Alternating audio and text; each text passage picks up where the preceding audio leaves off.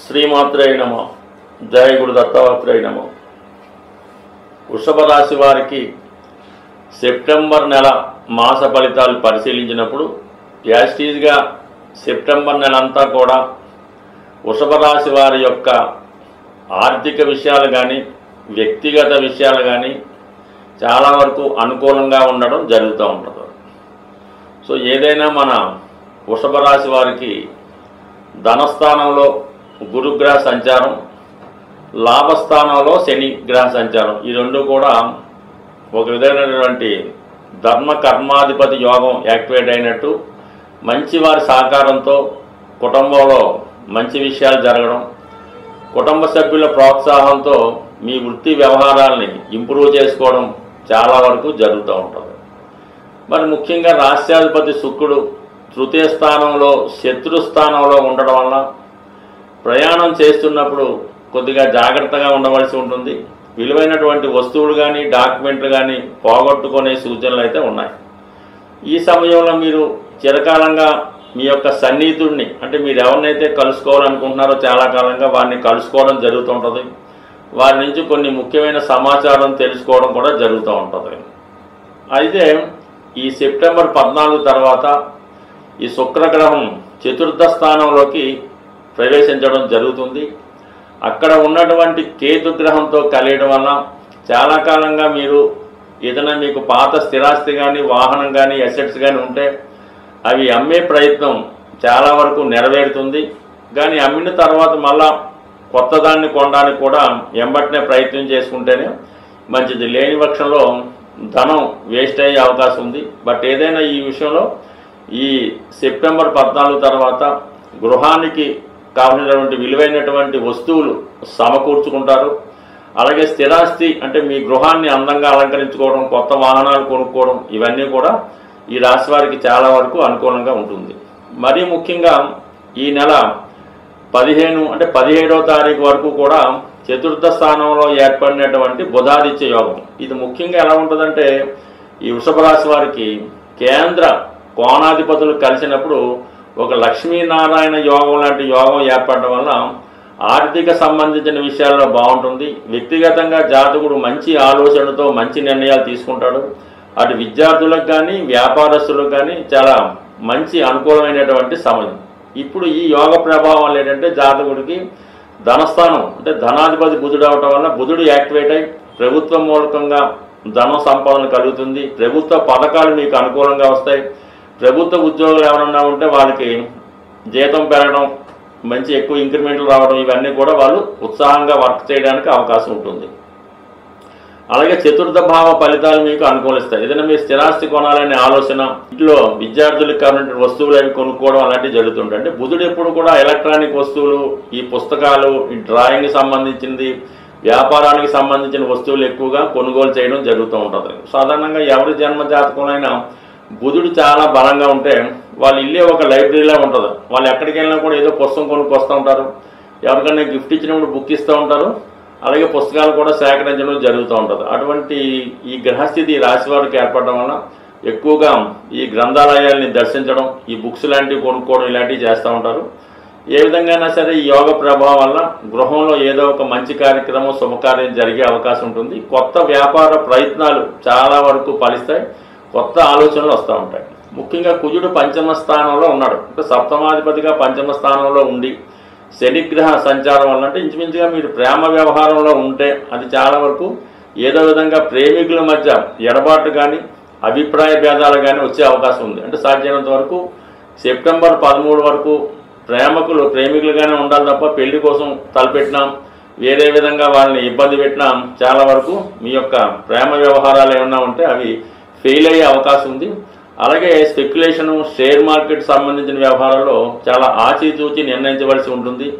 ఏమాత్రం తొందరపడినా ధన నష్టం జరిగే అవకాశం ఉంది. అంటే ముఖ్యంగా సప్తమాధిపతి కుజుడు పంచమంలో ఉంటూ శని దృష్టి పడుతుంది. అందుకని ఈ సమయంలో మీరు ఎవరికన్నా ప్రపోజ్ చేయాలన్నా, మీకు ఎవరి మీదన్నా ఇష్టం ఉంటే వాళ్ళకి మీలో మనసులో ఉన్న మాట చెప్పాలన్నా ఈ సమయంలో చెప్పడం వల్ల అది శాశ్వతంగా జరిగే అవకాశం ఉండదు. అందుకని అటువంటి అవకాశం ఉంటే తర్వాత నెమ్మదిగా ఈ 13 సెప్టెంబర్ తర్వాత మీ మనసులో మాట వాళ్ళకి చెప్పడం కానీ, వారి యొక్క అభిప్రాయం తెలుసుకోవడం కానీ చేయడం మంచిది. అలాగే కొత్త వ్యాపారాలు ప్రారంభించాలనుకున్న వాళ్ళు కూడా ఇంచుమించుగా ఈ సెప్టెంబర్ 13 వరకు ఎదురు చూడడం అన్నది మంచిది. దాని తర్వాత అనుకూలమైన పరిస్థితులు ఆటోమేటిక్గా రావడం జరుగుతూ ఉంటుంది. అయితే దశమంలో ఉన్నటువంటి రాహుని లాభస్థానంలో ఉన్నటువంటి శని వక్రగమనంతో అప్రోచ్ అవ్వడం వల్ల అటు సినిమా ఇండస్ట్రీ వారు కానీ సాఫ్ట్వేర్ ఇండస్ట్రీలో కానీ అలాగే పెద్ద పెద్ద పరిశ్రమలు స్థాపించాలనుకున్న వాళ్ళకి ఇటువంటి అవకాశాలు రావడం జరుగుతుంటుంది. ముఖ్యంగా కెమెరా, ఫోటోగ్రఫీ, యూట్యూబ్, ఎలక్ట్రానిక్ మీడియాలో ఉన్న వారికి గొప్ప గొప్ప అవకాశాలు రావడం జరుగుతూ ఉంటుంది. అలాగే ఎక్కువ ఆఫర్లు కూడా రావడం జరుగుతూ ఉంటుంది. ఫర్ ది సేమ్ టైం వృషభ రాశిలో ఉన్నటువంటి అటు సినిమా ఫీల్డ్లో ఉన్నా లేదంటే ఎలక్ట్రానిక్ ఫీల్డ్లో ఉన్నా కంప్యూటర్ రంగంలో ఉన్నా కూడా మీకు మంచి అవకాశాలు రావడం జరుగుతూ ఉంటుంది. బట్ ఏదైనా ఈ రాశి వారికి వచ్చిన అవకాశాన్ని జాగ్రత్తగా ఆలోచించి నిర్ణయం తీసుకోవాల్సి ఉంటుంది. ఏమాత్రం తొందరపడినా కూడా వచ్చిన అవకాశం పోగొట్టుకోవడం కూడా జరుగుతుంటుంది. కాబట్టి ఏదైనా నిదానంగా మీ యొక్క సమస్యను కానీ అవకాశాన్ని కానీ ఉపయోగించుకుంటే మంచిది.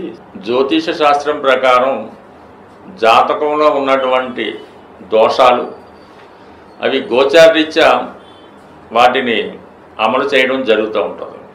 ఇటువంటివే మనకి అష్టమ శని, ఏలినాటి శని, సర్పదోషం, ఇటువంటి దోషాలు పరిష్కరించుకోవడానికి ప్రతి నెలలో కూడా ఏదో ఒక కొన్ని అవకాశాలు మరి ఆ దేవతలు మనకి అనుగ్రహించడం జరుగుతూ ఉంది. అందులోనే ముఖ్యంగా ఈ మాస శివరాత్రి, సంకష్టాల చతుర్థి లాంటివి ప్రతి నెల రావడం జరుగుతూ ఉంటుంది. అయితే జాతకంలో ఉన్నటువంటి ప్రధాన దోషాలు పితృదోషాలు. ఈ పితృదోషాలు జాతకంలో ఉన్నప్పుడు అవి ఒక కుటుంబం ఉన్నప్పుడు ఆ కుటుంబంలో 4 అన్నదమ్ములు 4 అక్కచెల్లెలు ఉన్నప్పుడు అందరి మీద దాని ప్రభావం అయితే ఉండదు. ఎవరో కొందరి మీదే ఆ పితృదోష పరిహారం రావడం జరుగుతూ ఉంటుంది. దీనికి కారణం వల్ల రిపీటెడ్గా జరుగుతూ ఉంటాయి. రిపీటెడ్గా అబార్షన్లు రావడం, రిపీటెడ్గా ఇంట్లో ఎవరో ఒకరు దుర్మరణం పాలవడం జరుగుతూ ఉంటుంది.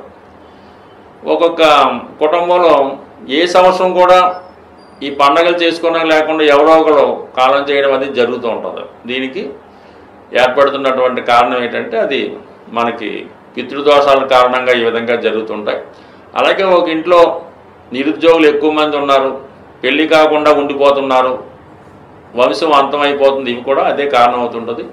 వాటి పరిష్కారానికే ప్రతి సంవత్సరం ఈ మహాలయ పక్షాలని ఈ భాద్రపద మాసంలో ఇంచుమించుగా 15 రోజుల పాటు రావడం జరుగుతూ ఉంటుంది. ఆ సమయంలో మీరు పితృదేవతల్ని సంతృప్తిపరిచే విషయంలో మీ యొక్క ఆచార ప్రకారం విధి విధానంగా దానికి సంబంధించినటువంటి పరిహార క్రియలు చేసుకోవలసి ఉంటుంది.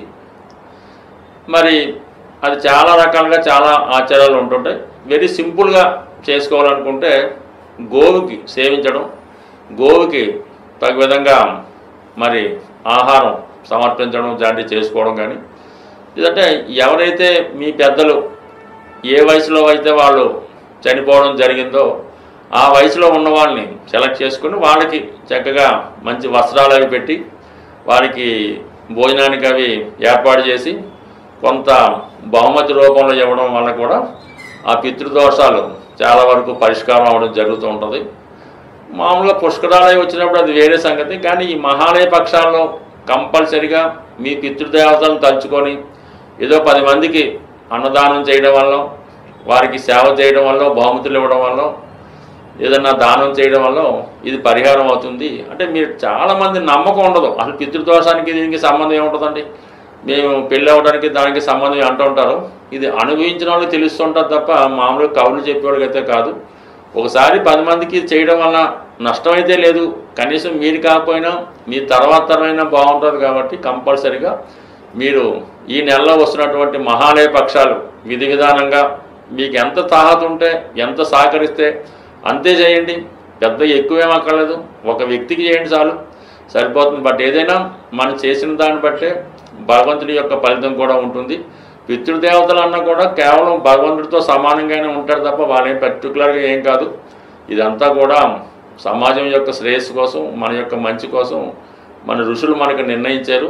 ఆ ఋషుల యొక్క గోత్రంతో మనం వెళ్తున్నాం కాబట్టి ఇది సదా ప్రతి ఒక్కరి మీద దీని ప్రభావం చూపుతుంటుంది. అది ఎల్లవేళ చూపించాలని రూల్ లేదు. ఎప్పుడో ఒకసారి దాని ప్రభావం వస్తుంటుంది, దాన్ని కొంతమంది బలవుతుంటారు.